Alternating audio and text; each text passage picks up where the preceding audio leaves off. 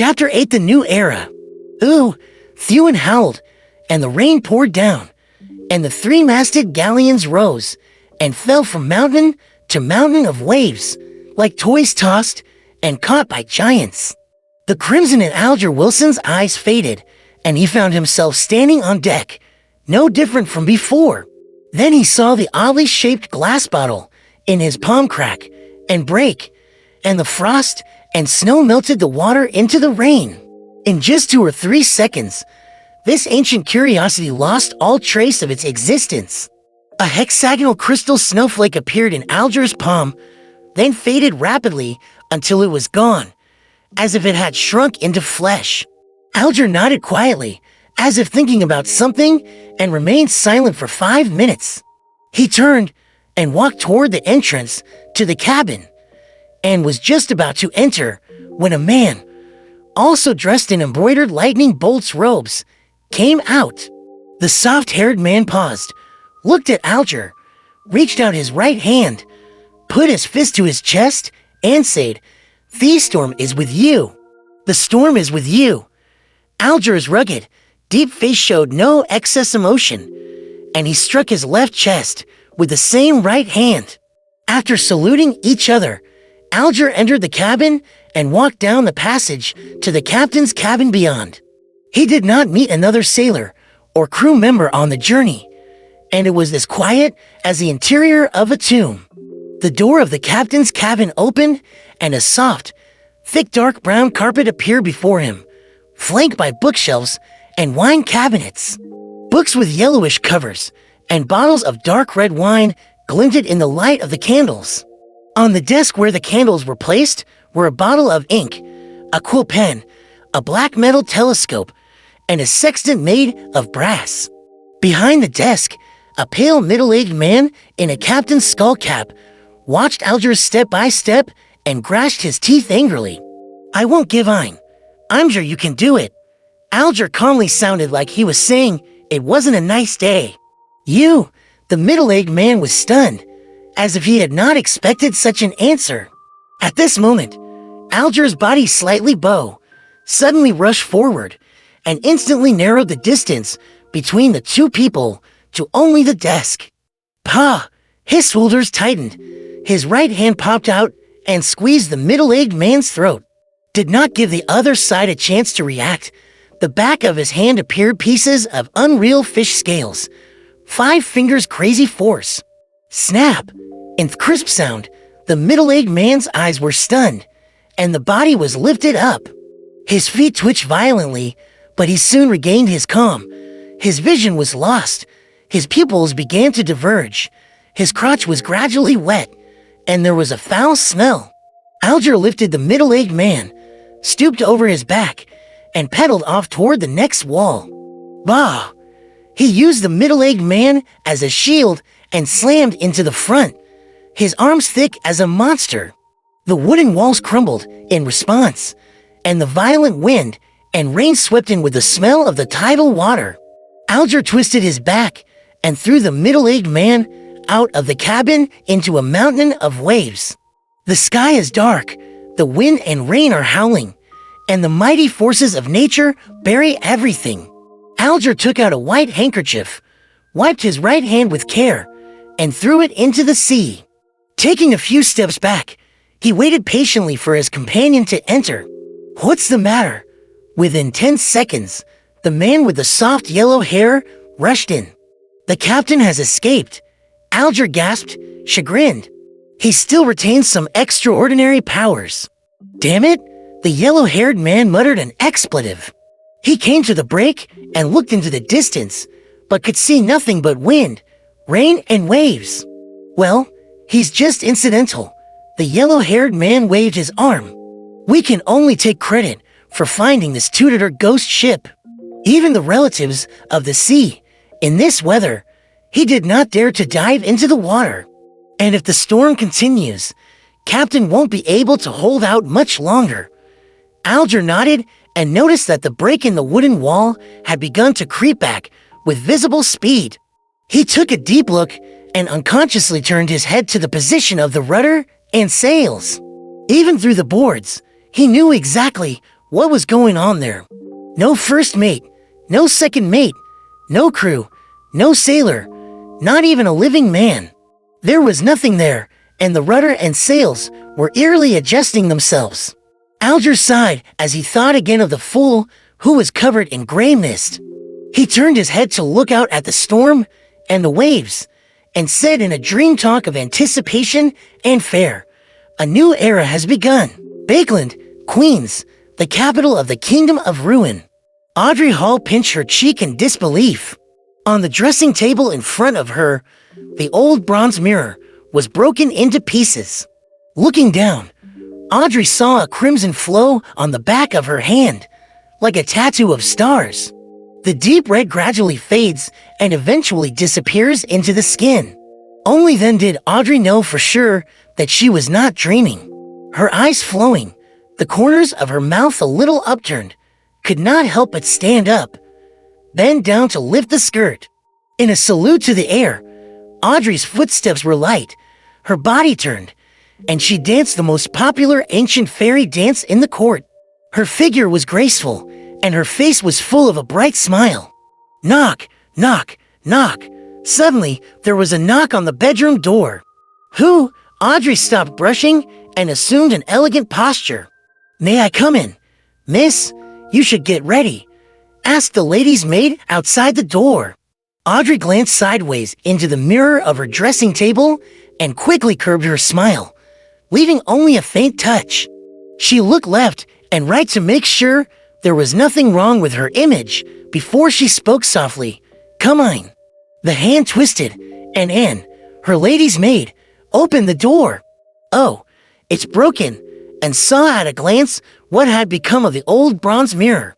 Audrey blinked her eyes and said slowly, Yes. Well, Susie came in before. You know, she always likes to spoil." Susie is a large golden retriever with a less pure pedigree, a gift from her father, Earl Hall, when he bought a foxhound. But she is very much loved by Audrey. You must teach him a good lesson. Unskillfully packed up the pieces of the bronze mirror, afraid of hurting the lady. Having done all this, she looked at Audrey, smiled, and asked, "Which dress do you want to wear?" Audrey thought briefly. "I like the one that Mrs. Genia designed for my 17th birthday."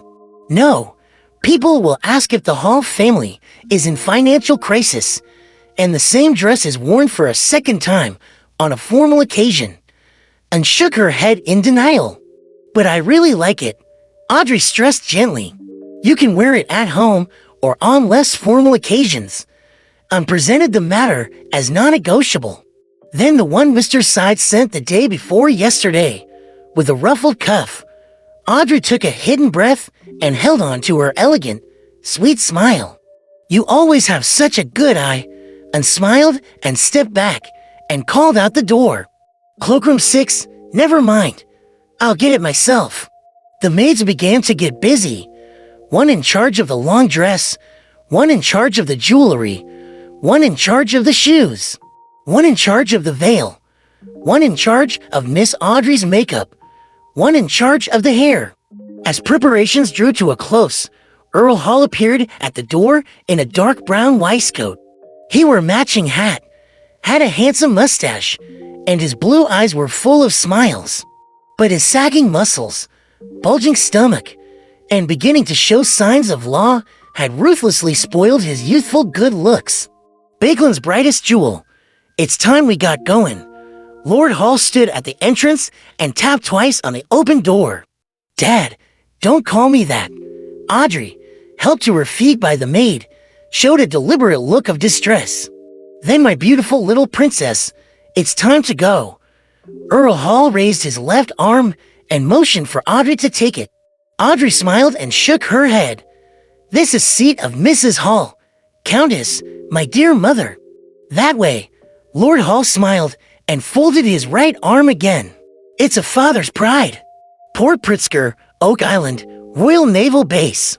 As Audrey stepped out of the carriage with her father's arm in her arm, she was suddenly shocked by the enormity before her. Not far away, in the harbor, there was a towering ship gleaming with metal, It had no sails, only lookout, and more than to tall chimneys, more than to separate open turrets. It was so majestic, so large, that the sailing battleships parked nearby looked like newborn dwarves surrounding the giant spirit. The storm is on, oh, my lord. They're unclad. A sound off wonder and lobby vendor. Audril Sephelthix, itissimo raclacrajution, unprecedented a cleric. It was an of fulfillmenty, ministers, and members of the famumsum. When a black the lawful felt zimzimzimzimtum, gradual IQ phys kirif, occupying galleys, and macking to tebmalism. It is a hujabjika ferritin, with extra militia fishinten, few olapane tevelbook, tunneladan lig touring, and thorganic mules, bombshell and flagra granic, and thigs agaratofa moonpin agistin estintrin, theflingingo toffel fiandi, majestic lily olifindi, and article swordinton, assemble of the legtinifs. Audrey Snotty, 18 years old, has no participath in introduction seri, officially in taffin Declare adulthood, can it look quietly conic, can it be close? She was a tubered, though, and was a venerable 15. The miracle of humane conquest fidel dieselazazazane, and stuffer still fair and terum. Dressed in red milistery, white trousers, with a ribbon, holding a rifle, divided dint wars. Whiting forth the kef engineer, princey and princes. Audrey was not tunchentris, buthery swan walked red knights wikwikwi kozak kokal. In thizza jostle, steam, and guns, through rear men woin fories. Theckled metal clues, theedy blackelmet, algavi heavy, dignified, must obey the feeling. Esithic nightofinus ofe, here order. Aldrisher foflistist, and shahada hardened tuned. Boot dignitor et off. Thysi sermoni fine affairably, current prime minister. Lord Nagan stepper tantran, Hawas member of Feffingtons, the online major figure Fef's peer, and was medeladris. Of course, Audric Nubiter, and Agushid's brother, Amajor supporta fofendi, Wascalit Palace, Negan, Dukinigan off Thishner, Agushid, Adel, thin man in his five finest eyes. Look at drown the back, Laddie Sangelin, I believe a hub of as tenanty and cladship, and auto sabudwa fori, cladship, 101 meters long, to 1 meters wide, high, hull design, main armor belt thickness of 7, displacement of 1,060 tons. Frontander for 305 mangans.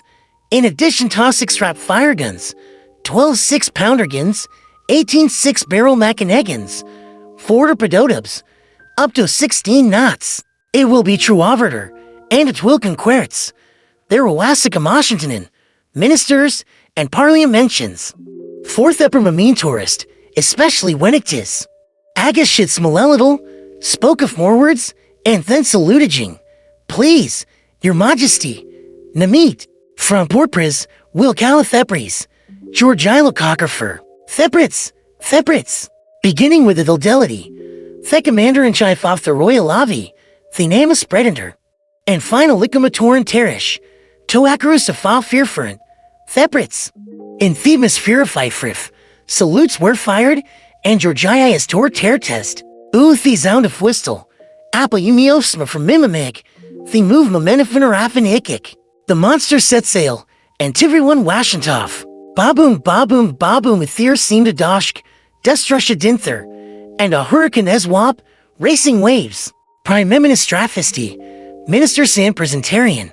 From now on, These of Emperor Teflik Stel, Thefwerper Tesher, Canon Litrum Blendwin, Fairtime Icever, and even if the Herefers, Ghoster Cursed Ships, on Lyran Cladchus Tristrik, Athos Point, Agashite Shaphelisteri, then Cantha Bibula Druid, Sony Pier San Musty, Agashits Molded Alashi Oshik, Impossible, Never, Tumbled Sucha Shalefford, 20 Ormer Esterks, Sentisi Endistintrin, Four-Wheel Docurastard, Admiralty, Aship Building Comite, Akabinet, Addy Termin Edkintran Tendix 12 million tons of steri, Febra Teskol Dovderd, Here Hepaust, then raised his Orid Stoons, Laddie Sangelin, Thehe Jof Grecian Saffins.